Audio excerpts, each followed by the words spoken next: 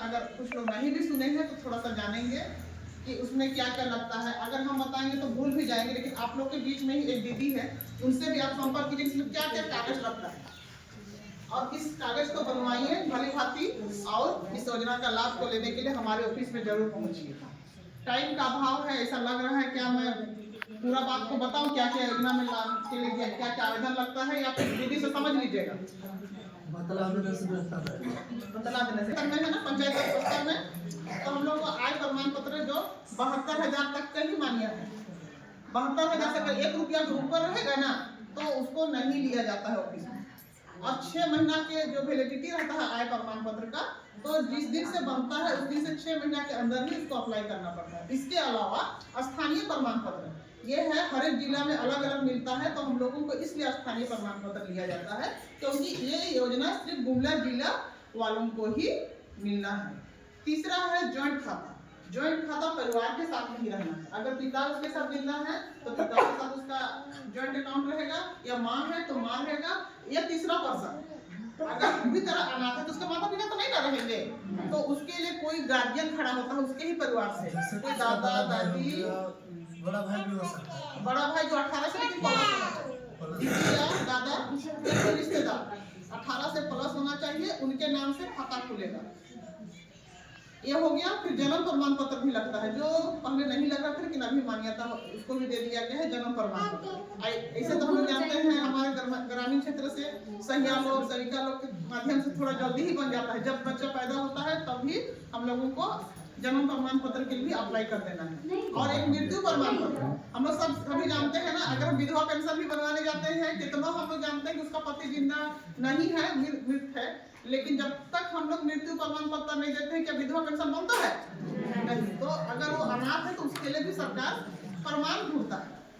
और है स्कूल से प्रमाणित। स्कूल से प्रमाणित इसलिए बनता है, स्कूल में एक पंक्ति को प्रधान अध्यापक लिख के देता है कि ये बच्चा फलाना उम्र इतना यहाँ का निवासी है और मेरे विद्यालय में क्रमांक संख्या इतना है, इसका रोल नंबर और इतना क्लास में पढ़ता है, ऐसा करके लिख देते हैं। ये इसलिए मांग रहा है अभी कि ये योजना सिर्फ जो बच्चा पढ़ाई करना चाहता है, शिक्षा से आगे बढ़े रहना चाहता है, उसके लिए। तो ये पहले नहीं दिया जा रहा था। क्यों नहीं दिया जा रहा था? तो इसका योजना फालतू भी चला गया, जो पढ़ाई भी नहीं कर रहे हैं और 4-4 हजार लेके उसका पढ़ाई भी कुछ नहीं। तो ये चीज हम स्कूल से जोड़े रखना चाहते हैं।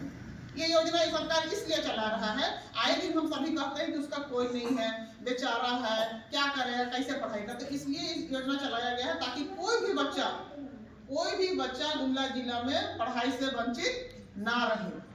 तो हम लोग इस योजना का लाभ अपने भी लें, और अगर हमारे रिश्तेदार में कहीं भी है, डुमरी का है, बिशनपुर का है, कोई भी कोना का है गुमला जिला का, हम लोग प्रचार प्रसार करें। और अगर चाहते हैं अगर नंबर लेना हमारा तो हम नंबर भी छोड़ के जाएंगे, आप लोग लीजिए और बीच बीच में जानकारी हासिल कीजिए कि ये प्रमाण पत्र में ऐसे दिक्कत हो रहा है।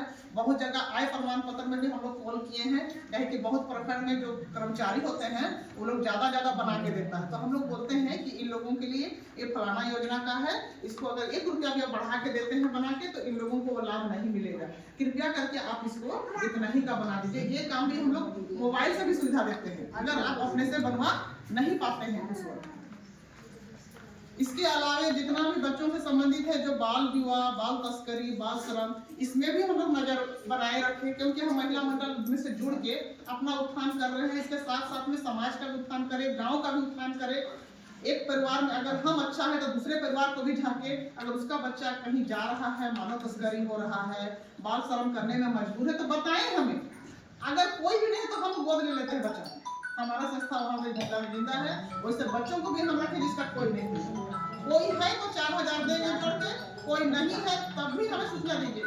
इससे क्या होगा, कोई भी बच्चा पढ़ाई से और शिक्षा से और अच्छा मुख्यधारा से ना भटके। इसके लिए सब कोई अपने परिवार से निकल के हम दूसरों के प्रति भी थोड़ा सोचें और एक जानकारी जरूर हमें बताएं। कोई भी बच्चा अगर बाल विवाह हो रहा है, बाल तस्करी हो रहा है, बाल शोषण हो रहा है, तो जल्द से जल्द हमें सूचना करें। क्या आप लोग करने के लिए तैयार हैं? बोलिए कुछ। यहाँ से भी अभी हम नाम नहीं लेंगे, कुछ बाल तस्करी भी गया है, कुछ लड़की लोग का मैटर भी 2-4 दिन का गया है। आप लोग अगर अपने आप में भी अंदाजा कर लीजिए किसके परिवार के बारे में बात हो रही होगी। तो इस तरह का बात ना हो, सभी कोई दूसरों के लिए भी सोचे ना।